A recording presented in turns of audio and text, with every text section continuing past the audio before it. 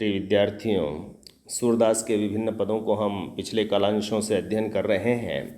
आज हम वियोग वर्णन का अपने अध्ययन की श्रृंखला में शामिल कर रहे हैं और वियोग वर्णन संबंधित है सूरदास के भ्रमर गीतों से। भ्रमर गीत आप अच्छी तरह जानते हैं कि जब मथुरा आ गए हैं कृष्ण ब्रज से, तो उनके वियोग में वहाँ की गोपियाँ राधा सहित सखियाँ काफ़ी विचलित हैं और इसी दृष्टि से वह उद्धव को वहाँ पर अपना संदेश भेजते हैं और इस बात के लिए भेजते हैं कि आप उन्हें समझाएं कि कृष्ण को वो भूल जाएं और निर्गुण आराधना करें। क्योंकि उद्धव स्वयं निर्गुण आराधना के प्रशंसक थे और वो सगुण लीला की उपेक्षा करते थे, तो कृष्ण ने एक तरह से उनको वहाँ पर भक्ति का क्या स्वरूप होता है उसके लिए भेजा। अब जब वो उपदेश दे रहे हैं गोपियों को, तो उसी समय एक भंवरा आ जाता है। भंवरे की विशेषता यह है कि वह भी सांवले रंग का है और पीला उसका मुख होता है, जो कृष्ण का प्रतीक, यानी कहने का आशय वो प्रतीकात्मक रूप में कृष्ण से मेल खाता है। तो गोपियाँ व्यंग में यहाँ पर उद्धव को तो नहीं कहती है, लेकिन उस मधुकर को संबोधित करते हुए उद्धव को व्यंग मारती है और इसी बहाने कृष्ण को भी उपालंब देती है कि उन्होंने किस तरह से हमारी उपेक्षा की है। तो यहाँ पर गोपियों का वियोग वर्णन तो है ही, लेकिन उसी बहाने सगुण लीला की महत्ता को भी सूरदास ने स्थापित किया है और ये बताने की कोशिश की है कि ज्ञान मार्ग यद्यपि हो सकता है परमात्मा को प्राप्त करने का माध्यम हो, लेकिन वह इतना जटिल है, इतना नीरस है कि सामान्य सांसारिक व्यक्ति उसे पाने में बड़ी कठिनाई महसूस करता है। इसलिए यह जो प्रेमा भक्ति है वह बहुत अच्छी है और इसी बहाने उन्होंने सगुण कृष्ण लीला की, सगुण कृष्ण उपासना की समर्थन किया है। तो इस पहले पद को देखें आप।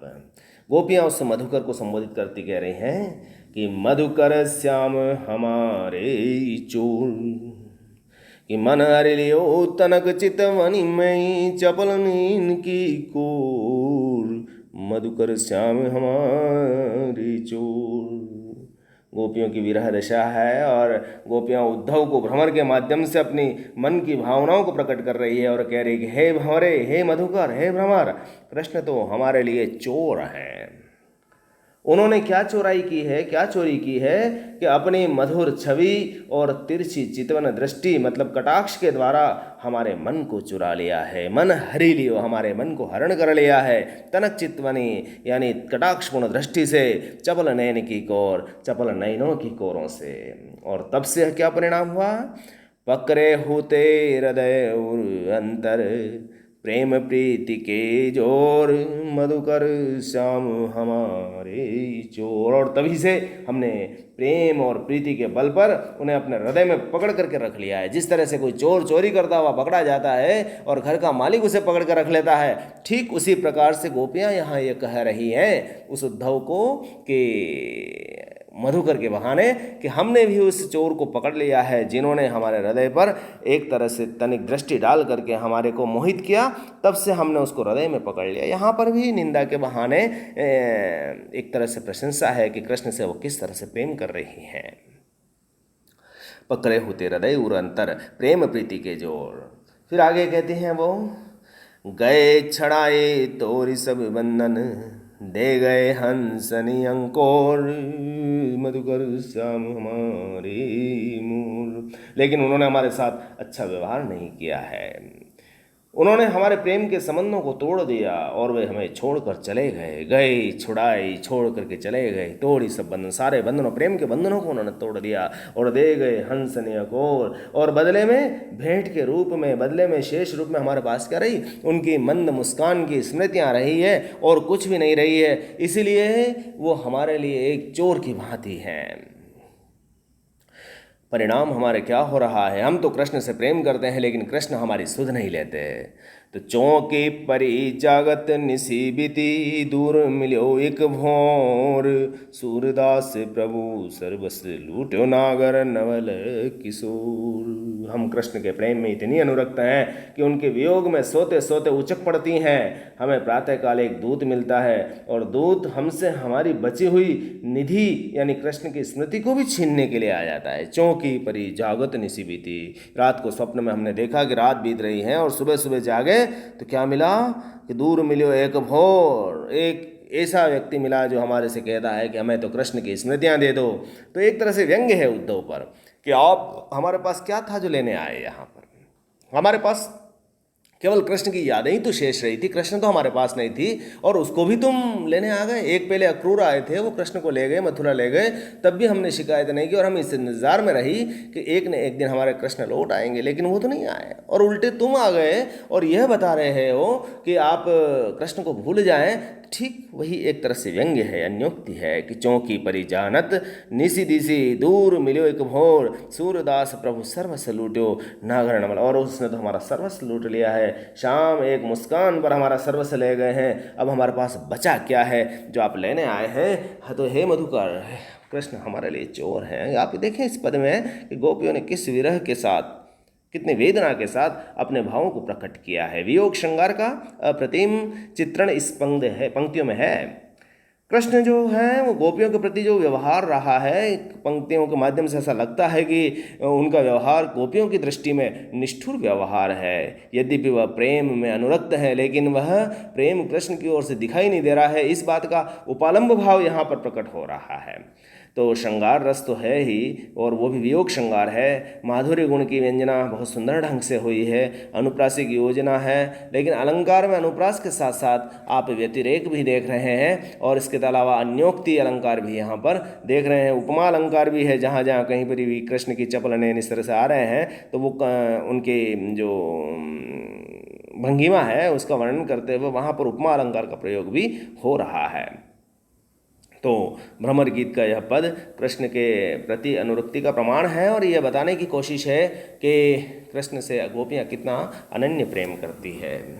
अगले पद की ओर हम आगे बढ़ते हैं, जहाँ गोपियाँ कहती हैं ये कि आँखें तो हमारी हरि दर्शन की प्यासी हैं, यानी हम तो सदैव कृष्ण के आँखों को देखना चाहते हैं, उसके अलावा हमें और कुछ नहीं चाहिए। तो वही उद्धव हैं और उनके सामने गोपियाँ अपना बात कहना चाह रही है कि अखियाँ हरि दर्शन की प्यासी, अखियाँ हरि दर्शन की प्यासी, देख चाहते कमल नयन को निस दिन रहती उदासी, अखियाँ हरि दर्शन की प्यासी। गोपियाँ कृष्ण के दर्शन की इच्छा को व्यंजित कर रहे हैं, और गोपियाँ उद्धव से कह रहे कि इन आँखों का और कोई इच्छा नहीं है, इन आँखों को केवल कृष्ण के वियोग है, और इस वियोग के कारण उनके दर्शन की प्यास सदैव इनको रहती है। तो मेरी जो आँखें हैं, हमारी जो आँखें हैं, वो सिर्फ हरि के दर्शन चाहती है, उसके अलावा उन्हें और कुछ नहीं चाहती है। देखो चाहती कमल नयन को निसी रही रहत, और दिन रात उनके मन में एक ही भाव है इन आँखों को कि कमल नयन कृष्ण को देखना चाहती है। उनके दर्शन के बिना ये आँखें और मन दिन रात उदास रहते हैं। अतः आप कुछ ऐसी कोशिश कर लीजिए कि इन आँखों को तृप्त करवा दीजिए, हमारे को कृष्ण के दर्शन करवा दीजिए इन आँखों को।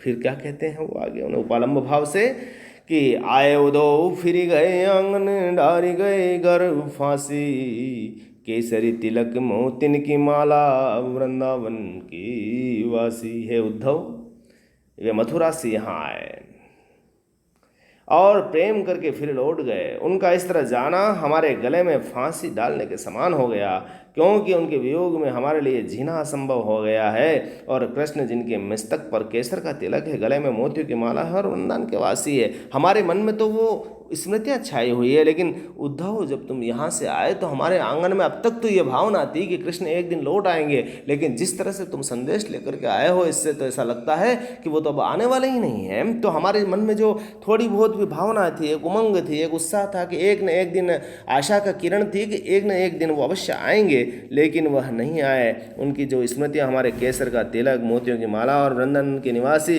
होने का जो हमारे को गौरव था, वो भी लगभग अब विलुप्ति के कगार पर है। कि काहू के मन को कौन जानत, लोगन के मन हासी, सूरदास प्रभु तुम्हारे दर्श को कर लत ले हो काशी। गोपियाँ कहती है कि किसी के मन की बातों को कौन जान सकता है, किसी के मन में क्या छुपा हुआ है वो कौन बताएगा। काहू के मन को कौन न जाने, किसी के मन में क्या छुपा हुआ है कोई नहीं जानता। लोगन के मन हासी, हाँ, लेकिन यदि हम अपनी व्यथा को दूसरों के सामने कहते हैं तो लोग हंसेंगे अवश्य, वो हंसी का ही पात्र बनेगा। अतः हमारी व्यथा बताने का कोई मतलब नहीं है। किसी को हम व्यथा क्यों बताएं? हमारे मन की पीड़ा यदि दूसरों को बताते हैं तो लोग हंसते हैं, लोग उनके मन हंसी का विषय बनता है। लेकिन हमारी पीड़ा इस तरह से है कि हम कहाँ जाएं? हमारे मन में तो वही एक प्रेमी है और उसके अलावा हमारे पास कोई दृष्टि नहीं है। हम तो उनकी आंखों को दर्शन करना चाहते हैं, हमारी आंखें उनका दर्शन करना चाहती है। सूरदास प्रभु तुम्हारे दर्श को करवत ले हो काशी, और तुम्हारे दर्शन के लिए काश नामक घास पर करवट लेनी पड़े तब भी हम ले लें करवत ले हो काशी। यानी काश यानी एक तीखी घास होती है, और इन्हीं पीड़ाकारी घास पर भी हम यदि लौटना भी पड़े, करवट लेनी पड़े तो हम ले लेंगे, लेकिन एक बार आप अपना दर्शन हमें अवश्य दे दीजिए। तो इस पद में भी गोपियों की विरह वेदना व्यंजित हुई है, और कृष्ण के प्रति गोपियों का जो एक अनिष्ट प्रेम है वह यहाँ पर प्रकट हुआ है। अनुप्रास अलंकार आप इसमें देख रहे हैं, ब्रज की शब्दावली है, वियोग श्रृंगार रस है, माधुरी गुण है, मोतिन की माला में अनुप्रास अलंकार आपने देखा है, रात दिन, यानी कुल मिलाकर के यहाँ पर जो भाव प्रकट कर रहे हैं सूरदास कि कृष्ण के वियोग में गोपियों की जो स्थिति है वह ठीक उसी एक भक्त की दृष्टि है जो भगवान के प्रति किस तरह से एक निष्ठ भाव में वह डूबा रहता है और उसके बिना उसका कोई अस्तित्व नहीं होता। तो वही बात यहाँ पर कही गई है। एक पद और हम देख लेते हैं आज कि बिना गोपाल के यहाँ की कुंजों की क्या स्थिति है। यानी प्रकृति भी कृष्ण से प्रेम करती है, और विरह दशा में वहाँ पर क्या हो रहा है उसका एक बड़ा चित्रात्मक वर्णन है कि बिनु गोपाल वेरिन भई कुंजे, यानी जो कुंजें सदैव आनंद प्रदान करने वाले थे, आज वह गोपाल के बिना हमारे लिए वेरिन के समान है, यानी दुश्मन बन गई है। कैसे? क्योंकि जिन कुंजों में बैठ करके हम विहार करते थे, कृष्ण के साथ समय बिताते थे, वह अब नहीं है, तो वो हमें लगता है कि ये हमें काटने को दौड़ती है कि तब वे लता लगती तन शीतल, अब भई विषम ज्वाल की पूंजे, बिनु गोपाल बेरिन भई। और उस कुंजों में जो लताएं थी वो पहले शीतलता प्रदान करती थी, हमें ठंडक प्रदान करती थी। अब जब हम वहाँ जाते हैं तो विरह की अग्नि की ज्वालाएं भड़काती है वह भई विषम ज्वाल की पूंजे, और हम वहाँ पर तपते हैं, हमें शीतलता प्रदान नहीं करती बल्कि शरीर को और कष्ट होता है, वह विरह की ज्वालाएं भड़काने वाली लगती है। तो ये लताएं किस तरह की स्थितियों में आ गई है, और हमें क्या लगता है कि वृथा बहती जमुना खग बोलत, वृथा कमल फले अली गूंजे, बिनु गोपाल बेरिन भई। और हमें लगता है कि ये जमुना क्यों व्यर्थ में बह रही, जब कृष्ण है ही नहीं तो इस जमुना का बहना ही व्यर्थ है, और ये पक्षी क्यों बोल रहे हैं। कृष्ण के अभाव में इन पक्षियों का बोलना हमें बिल्कुल अच्छा नहीं लग रहा।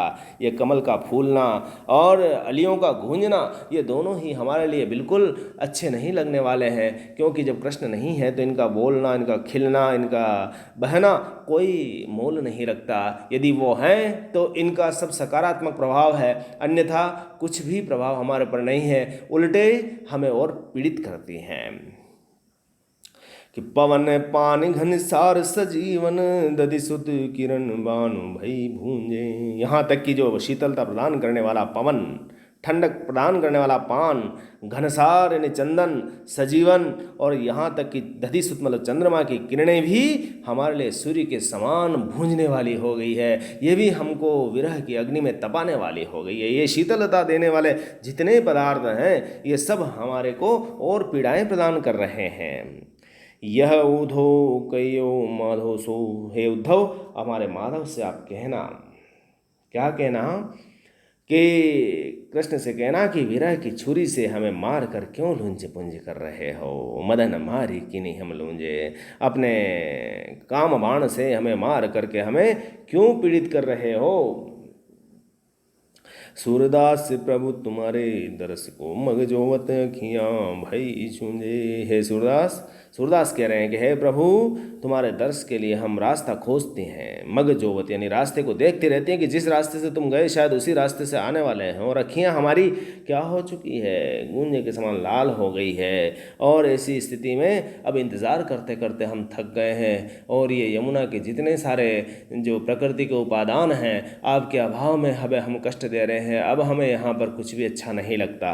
तो यानी सूरदास ने जो गोपियों की वेदना वर्णित की है और उसमें प्रकृति के जिस चित्रों को उतारा और उसको किस रूप में रखता है कि प्रतीक, यानी जो चीज़ें जिसके उपमान हैं वही उसके विपरीत बता दिए गए हैं, और जीवन की निस्तारता का एक तरह से वर्णन इसमें आ गया है कि यदि कृष्ण नहीं है तो गोपियों का कोई जीवन भी नहीं है। अलंकार तो आप इसमें उपमा और अनुप्रास है ही, ब्रजभाषा है, श्रृंगार रस तो वियोग श्रृंगार है, माधुर्य गुण है, और इसके अलावा उसमें जो पद हैं वो बड़े सुंदर वर्णन है। जहाँ जहाँ पद हैं उसमें अनुप्रासिक अंत्यानुप्रास की पद है, और रागिनी में है, तो स्वाभाविक रूप से इसमें संगीत तत्व तो है ही। तो आज बस इन तीनों पदों को आप देखें और इसकी व्याख्या करने की कोशिश करें। धन्यवाद।